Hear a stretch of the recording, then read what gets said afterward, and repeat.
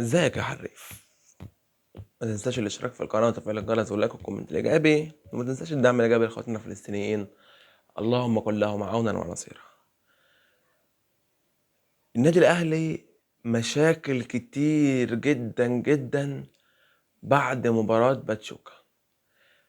أول مرة في حياتي صراحة، مع إني زملكاوي، بس أول مرة في حياتي أشوف النادي الأهلي بكمية المشاكل دي.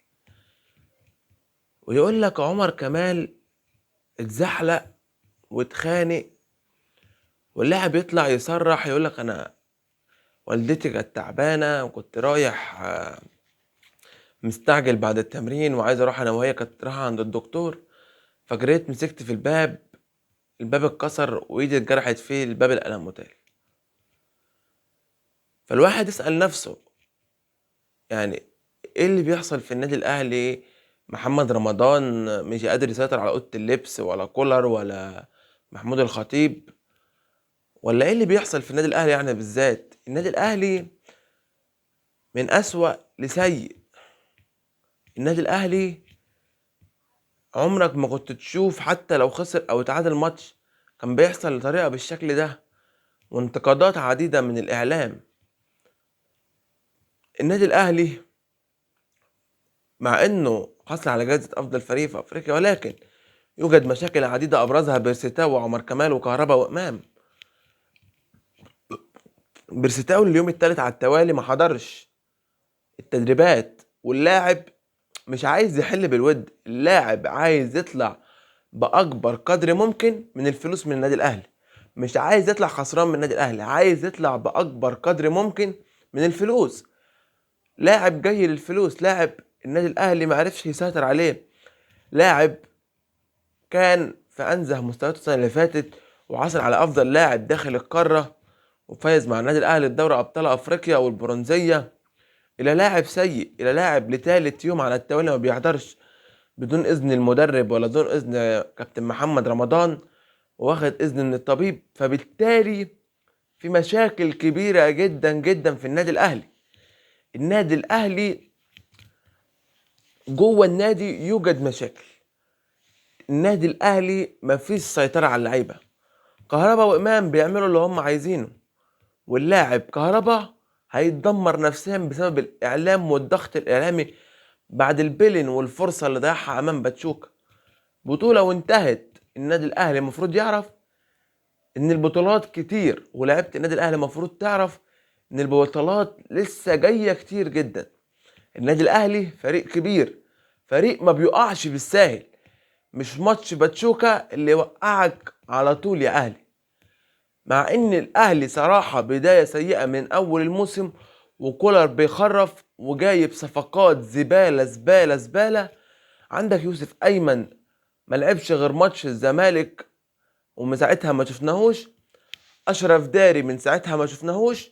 هو ما فيش غير يحيى عطية الله اللاعب اللي بنشوف منه كوره، مفيش. وجايب عمر الساعم قعده دكه، وعندك رضا سليم بره دكه. حتى الجماهير يوم ماتش باتشوكا بتقول له يا رضا انت جاي تعمل فلوس مش جاي تلعب في النادي الاهلي. يا رضا انت جاي تعمل فلوس مش جاي تلعب في النادي الاهلي. والشناوي يتعصب على الجماهير ويقولوا له انت جمهور المايه، يا جمهور المايه انا همشي مش انتوا اللي هتمشوا. هم جمهور، هم اصحاب النادي، انت لاعب بتلعب في النادي عشانهم، مش بتلعب في النادي عشان نفسك ولا عشان انت. هم اللي عملوك الجمهور ده.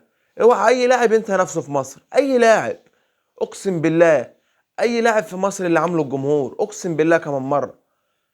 اللاعب اللي بقى عامله الجمهور ويتكبر على الجمهور ما بقاش لاعب كرة قدم ولا يفهم حاجة في الكورة. الجمهور اللي عاملك، انت من غير الجمهور ولا تسوى اي حاجه. والله الجمهور اللي بايده يرفعك وفي ايده ينزلك. الجمهور دوت هو اللي ممكن يذلك للارض، وممكن يعليك للسما تبقى نجم النجوم، ويخليك اسطوره من اساطير اي نادي. لكن انت لاعب تتنك على الجمهور، الجمهور هيديك على وشك. هو هيخاف منك ولا بيخاف منك اصلا؟ انت ليك عند ايه عند الجمهور؟ جمهور رقم واحد، تديله حقه زي ما بيديك حقك، وقت الانصاف بينصفك. ووقت النكسة بيدعمك. لما يجي يتكلم معاك ويديك نصيحة الجمهور، ما تزعقش للجمهور وتقول له جمهور المية. جمهور الاهلي جمهور كبير، ما ينفعش يتزعق فيه خالص، ولا اي جمهور في مصر، ولا جمهور الزمالك، ولا اي اتحاد، ولا الاسماعيلي، ولا المصري حتى. لازم تعرف انك بتلعب في النادي الاهلي يا كهربا، انت وامام وبرسيتاو وعمر كمال. اشاعات، مش عايزين نطلع نتكلم كتير في السوشيال ميديا، وده يقول لك انا ما ببصش على السوشيال ميديا. لا، كله بيبص على السوشيال ميديا، كله بيتفرج على السوشيال ميديا، كله قاعد 24 ساعة على السوشيال ميديا. انت ما بتعملش حاجة غير لما بتروح افراح وتروح عند اسلام سعد تلبس لي بدل، ده اللي انت فرحان فيه، وتروح فرح ام محمد وفرح ام ابراهيم وفرح سيحة وميحة. مش عارف انا. ركز في الكورة وركز في النادي الاهلي. لاعب من اول الموسم سيء يا امام، ما عملتش غير ماتش العين اللي لعبته. ماتش الزمالك زبالة، والماتش التاني ازبل، وقاعد طول الدوري ما عملتش اي حاجة مع الفريق بدون مساهمات. يعني لاعب لا مؤاخذة، انت ما تجيش جنب اساطير النادي الاهلي، انت لسه ما عملتش تاريخ ولا عملت حاجة. حسام غالي ولا حسام عاشور ولا محمد شوقي ولا ابو تريكة ولا بركات ولا احمد متعب ولا وائل جمعة. ايه، هنكلمك عن ناس كتير، انت لسه ما عملتش اي حاجة خالص. انت لسه لعيب بتكون نفسك. جمهور الاهلي لو عمل عليك حملة اقسم بالله هينزلك سابع ارض. جمهور الاهلي جمهور غشيم، خلي بالك. جمهور الاهلي في الحلوة معاك وفي المرة هيبقى عليك. سيبك من في الحلوة والمرة معاك والكلام الاغاني ده. ساعة الدعم هيدعمك، وساعة النكسة هيكنسك هيشيلك خالص. هيشيلك من على وش النادي الاهلي.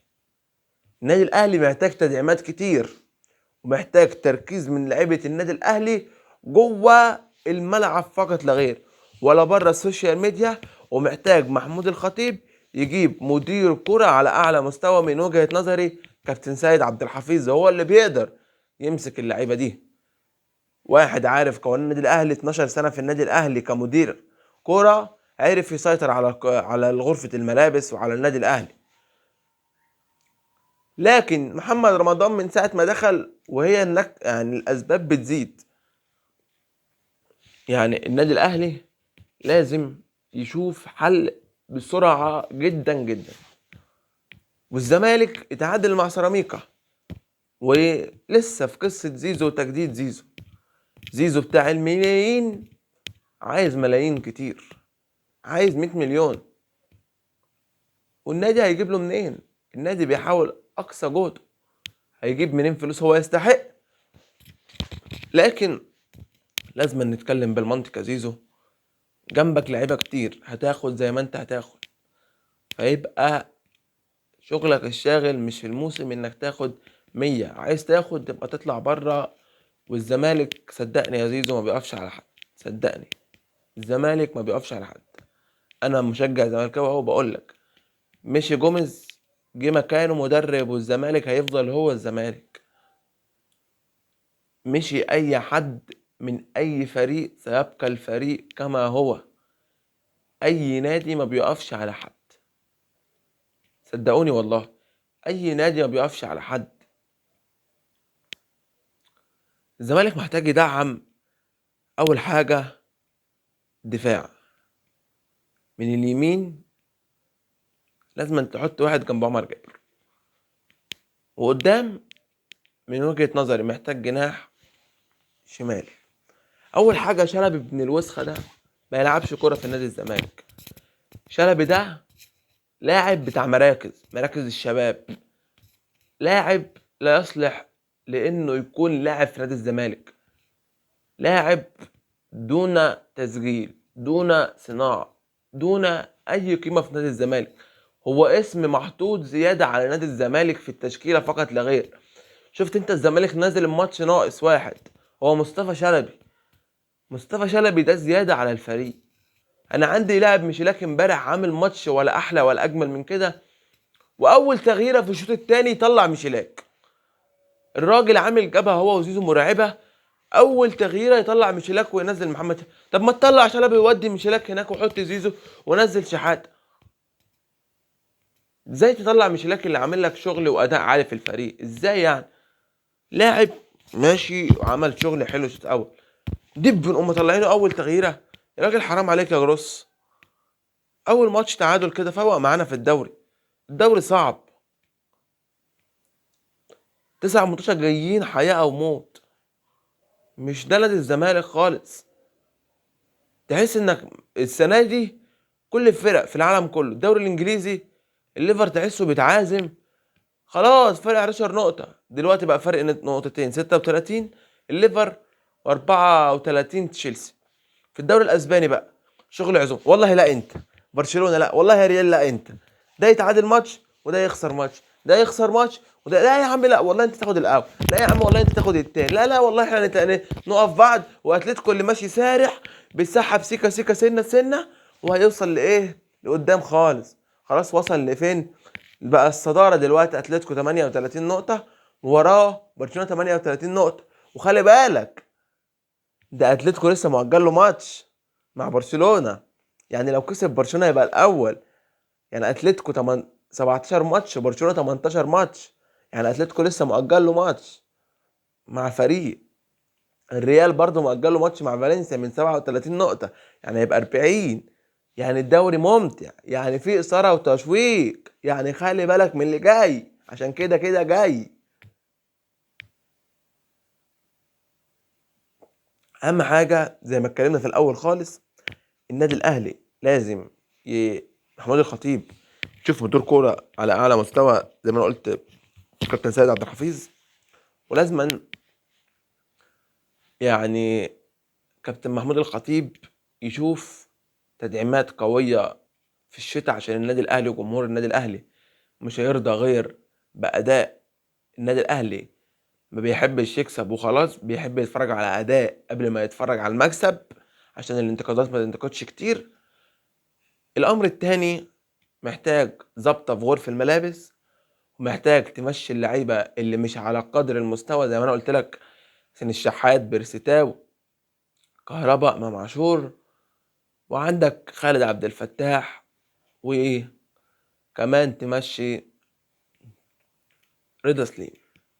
هي دي لعيبة النادي الأهلي. وكمان لازم تشوف الصفقات اللي أنت جبتها زي يوسف أيمن وزي أشرف داري، تشوف إيه اللي بيحصل فيها.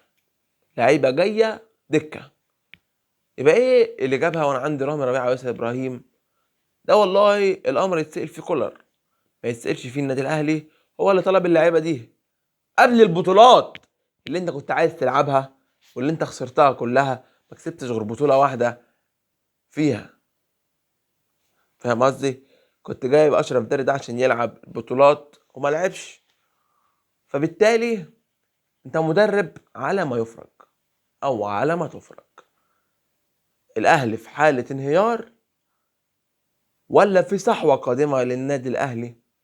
ما تنساش يا حريف الاشتراك في القناة وتفعيل الجرس واللايك والكومنت الايجابي، وما تنساش الدعم الايجابي لاخواتنا الفلسطينيين.